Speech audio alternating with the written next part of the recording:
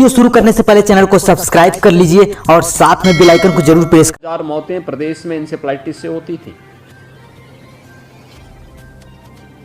और ये लगभग 40 वर्षों से मौतें होती थी। इसलिए सर्विलांस का भी महत्व है। इंसेफ्लाइटिस ट्रीटमेंट सेंटर बने, मिनी पीकू बनाए गए, स्वच्छता सैनिटाइजेशन पर जोर दिया गया, हर घर में शौचालय बनाए गए, शुद्ध पेयजल की आपूर्ति के कार्यक्रम चले। लेकिन जहां पे शुद्ध पेयजल नहीं भी है, नगरीय क्षेत्र हो या ग्रामीण क्षेत्र, वहां पर हम लोग गांव के लोगों को ये बोल सकते हैं कि बच्चे आते हैं तो उनको जल गर्म करके उसको ठंडा होने के बाद छान करके ही पीने के लिए दें। ये अपने आप देखिए, आप ईस्टर्न यूपी में जाएंगे, बहुत सारे जनपद ऐसे हैं जहां पे रात्रि में अगर वे लोग हैंडपंप का पानी अपने किसी बर्तन में रख देंगे तो सुबह नीचे एक मोटी सी लेयर बन जाती है, पानी के नीचे हैवी वाटर है। वहां पर भी लोग अगर छान करके पिएंगे तो उनके लिए ज्यादा अच्छा होगा, क्योंकि आवश्यक नहीं कि हर जगह आरओ लगा होगा या हर जगह ट्रीटमेंट प्लांट ही लगा होगा। लोग इस्तेमाल करते रहे हैं। हम सेलो हैंडपंप हटाने की बात करते हैं, लेकिन हम उसका विकल्प क्या दे रहे हैं? तत्काल हमारे पास कोई विकल्प हो नहीं है, हम गर्म करके ही पानी पीने के लिए लोगों को बोले। और दूसरा, सर्विलांस को हमें मजबूत करना पड़ेगा। ये हमारे लिए बहुत महत्वपूर्ण होगा। यूनिसेफ, पाथ, WHO या टाटा ट्रस्ट और गोदरेज CSR से कोई है यहाँ पे? इन लोगों को नहीं बुलाया गया। इन लोगों के साथ भी बैठक हो जाए। ये महत्वपूर्ण बैठक है, इसलिए इसको एक बार देखेंगे। एक तो हम लोग प्रतिवर्ष पिछले 5 वर्षों से वर्ष में 3 बार यानी अप्रैल, जुलाई और अक्टूबर में संचारी रोग के उन्मूलन से संबंधित एक विशेष अभियान को अपने हाथों में लेते हैं, जिसमें इंसेफ्लाइटिस है। इंसेफ्लाइटिस में जापानी इंसेफ्लाइटिस भी है और एक्यूट इंसेफ्लाइटिस भी है। डेंगू, कालाजार, मलेरिया, चिकनगुनिया, इन सब के खिलाफ एक विशेष अभियान होता है ये, जिसमें सेंट्रल और स्टेट गवर्नमेंट दोनों की स्कीम को हम लोग लेकर के चलते हैं। राज्य सरकार के स्तर पर अंतर विभागीय समन्वय के माध्यम से यह अभियान चलता है। 1 जुलाई से अभियान प्रारंभ होगा पूरे प्रदेश में। पहले सीमित 38 जनपदों तक हम लोगों का था, लेकिन बाद में हम लोगों ने कहा कि भाई प्रदेश का कोई ना कोई जनपद, किसी न किसी, अगर आप 38 जनपदों को देखेंगे तो इंसेफ्लाइटिस की दृष्टि से संवेदनशील है।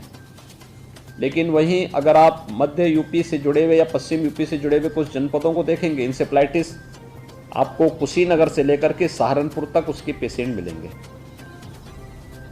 डेंगू मथुरा, फिरोजाबाद, आगरा से लेकर के लखनऊ तक इससे जुड़े हुए मामले कानपुर, ये सभी उसमें देखने को मिलते हैं। मलेरिया बरेली और उसके आसपास के क्षेत्र इसके दृष्टि से संवेदनशील हैं। कालाजार के लिए वाराणसी और उसके आसपास के जनपद संवेदनशील हैं। चिकनगुनिया के लिए बुंदेलखंड का पूरा क्षेत्र इसके लिए संवेदनशील है। यानी प्रदेश कहीं ना कहीं किसी न किसी रूप में, कम या ज्यादा रूप में उसके प्रभावित है। बीमारी बढ़ती तभी है जब कम की हम लापरवाही करते हैं और उसकी अनदेखी करते हैं। इसलिए हमें पूरे प्रदेश को इसके लिए लेना पड़ा। इसलिए पूरे प्रदेश में एक साथ ये अभियान चलना चाहिए। 1 तारीख से अभियान चलना है।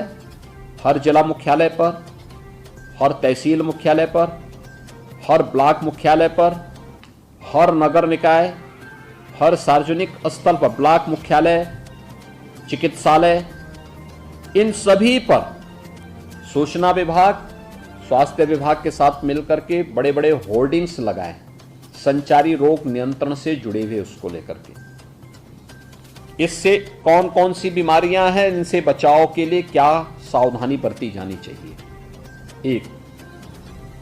दूसरा, इस अभियान को सफलतापूर्वक आगे बढ़ाने की जिम्मेदारी केवल स्वास्थ्य विभाग की नहीं है, इस सभी की सामूहिक जिम्मेदारी है। सभी लोग मिलकर के इस अभियान को सफलता की ऊंचाइयों तक पहुंचाने में अपना योगदान दें। जैसे अभी अलग अलग विभागों ने बोला कि क्या उनके स्तर पर हो रहा है, स्कूल कुछ जगह खुल चुके हैं, कुछ 1 जुलाई से खुलेंगे, कुछ 5 जुलाई से खुलेंगे। बच्चों में अभी से अवेयरनेस के कार्यक्रम, हम टेलीविजन में विज्ञापन भी दें तो बहुत अच्छे छोटे छोटे विज्ञापन दें, लंबा विज्ञापन कोई देखता नहीं जी, छोटे विज्ञापन, 30 सेकंड के विज्ञापन, प्रभावी विज्ञापन, अलग अलग उसके विज्ञापन हो, कोई स्वास्थ्य विभाग के द्वारा, कोई नगर विकास के द्वारा, कोई ग्राम्य विकास के द्वारा, कोई पंचायती राज के द्वारा, कोई अन्य विभागों के द्वारा, अलग अलग स्तर पर वे विज्ञापन जारी किए जाएं कि हमें क्या करना है या क्या नहीं करना है। और देखिए, बीमारी के उपचार से महत्वपूर्ण बचाव है। हम बचाव के लिए जागरूकता का एक विशेष अभियान चलाएंगे।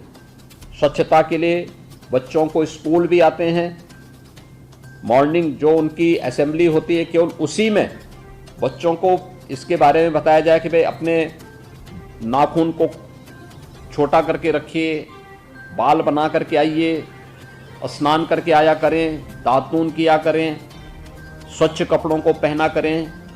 इंसेफ्लाइटिस से संवेदनशील जो जनपद हैं वहाँ पे बच्चों को केवल ये बताया जा सके कि शाम के समय घर के बाहर खेलते हुए फुल बाह की शर्ट पहन करके बच्चे खेलें, बच्चों और अभिभावकों के साथ विद्यालय संवाद बना लें, स्वच्छता के लिए प्रभात फेरी निकालने की कार्रवाई हो जाए। यानी ये कुछ कार्यक्रम होने चाहिए जो बच्चों को उसके प्रति जागरूक कर सके। इंसेफ्लाइटिस देखिए, हम लोगों ने देखा है 40 वर्षों से, पहले 1 से 15 वर्ष तक के ही लोग इससे प्रभावित होते थे, अब हर उम्र के लोग प्रभावित हो रहे हैं। अलग विषय है कि हमने पिछले 4 वर्षों में इसको 78 से 80% रोगियों में कमी आई, लेकिन फिर भी जो आ रहे हैं उनमें हर उम्र के लोग अब आ रहे हैं। बच्चे तो हैं ज्यादा, लेकिन हर उम्र के लोग हैं। दूसरा, मौत के आंकड़े कंट्रोल हुए हैं। कारण है कि हर विभाग ने अपने स्तर पर कुछ न कुछ अच्छा प्रयास किया, लेकिन अभी भी हमारे सामने चैलेंज है कि जो 5% बाकी है, अगर डेंगू को हम उत्तर प्रदेश में नियंत्रण करने में सफलता प्राप्त कर सकते हैं, कालाजार पे नियंत्रण कर सकते हैं, ठीक है, अभी हमें उन्मूलन की दिशा में कार्य करना है, तो इंसेफ्लाइटिस के नियंत्रण के आप नजदीक पहुंच चुके हैं, हमें उसके उन्मूलन की दिशा में भी कदम आगे बढ़ाने हैं। और उस दृष्टि से यह बहुत महत्वपूर्ण अभियान सभी के द्वारा होगा। अपने अपने स्तर पर हर विभाग को पूरी गंभीरता से इसे लेकर के इसे सफलता की ऊंचाइयों तक पहुंचाना पड़ेगा।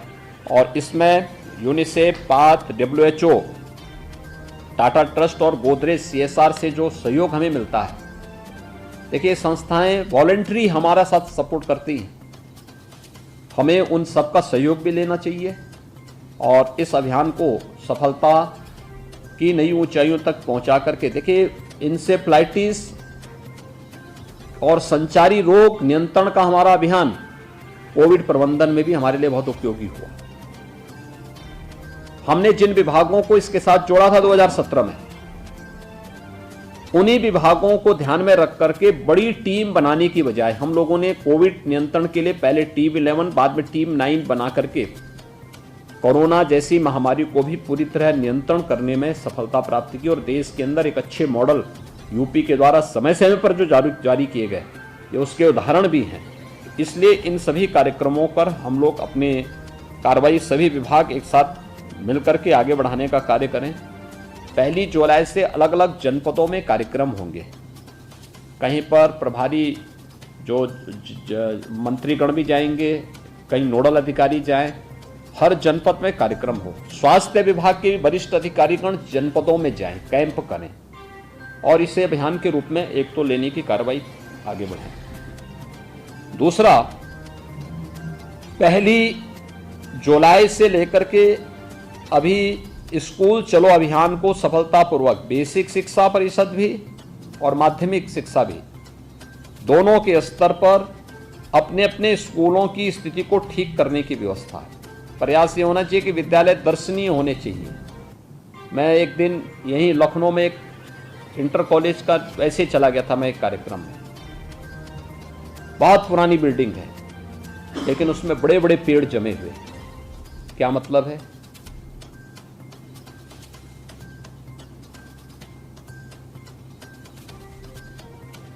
यानी पेड़ कहीं बाग में होने चाहिए, किसी जमीन पे होने चाहिए। भवनों की बिल्डिंग पे पेड़ कैसे जमे हुए हैं? ये चीजें दिखाती हैं कि विभाग के अधिकारीगण निचले स्तर पर जाकर के इन सभी बातों का निरीक्षण नहीं करते। प्रधानाचार्यों के साथ कोई संवाद नहीं। अगर कोई जिला विद्यालय निरीक्षक हो गया तो इसका मतलब वो ये मान लेता है कि अब मुझे किसी से संवाद नहीं बनाना। हमें हर प्रधानाचार्य के साथ संवाद बनाना होगा, वो गवर्नमेंट हो, गवर्नमेंट के द्वारा एडेड हो, प्राइवेट हो। आखिर प्राइवेट संस्थान भी वही काम कर रहे हैं जो सरकार करना चाहती है। हमें उनके लिए हेल्पफुल बनना होगा और उनकी मदद भी लेनी होगी। हम उनको बताएं ना कि शासन की ये मंशा है। स्कूल चलो अभियान में बेसिक शिक्षा परिषद इस बात को नोट करें, हर परिवार को हमें टच करना है। कोई बच्चा स्कूल आने से वंचित न रह जाए, इस बात को हम सुनिश्चित करवा लें। दूसरा, उन बच्चों की यूनिफॉर्म समय पे बन जाए। पैसा डीबीटी के माध्यम से दे रहे हैं तो ये सुनिश्चित करना, जवाबदेही भी तय करना कि यूनिफॉर्म बच्चे के लिए जरूर बन जाए, बैग बुक्स उन्हें जरूर मिल जाए। स्कूल में भी साफ सफाई की व्यवस्था हो, बालक बालिकाओं के लिए टॉयलेट, पेयजल की व्यवस्था अलग अलग हो, बैठने की व्यवस्था उनकी अलग ठीक ढंग से ठीक हो, नियमित क्लासेस चलें। इसके बारे में अभी से अभियान चलें। स्कूल चलो अभियान पर हमें फोकस करना होगा। दूसरा, वन महोत्सव का कार्यक्रम भी इस दौरान होगा। एपीसी साहब आप एक बार थोड़ा इसकी समीक्षा बैठक ले लें,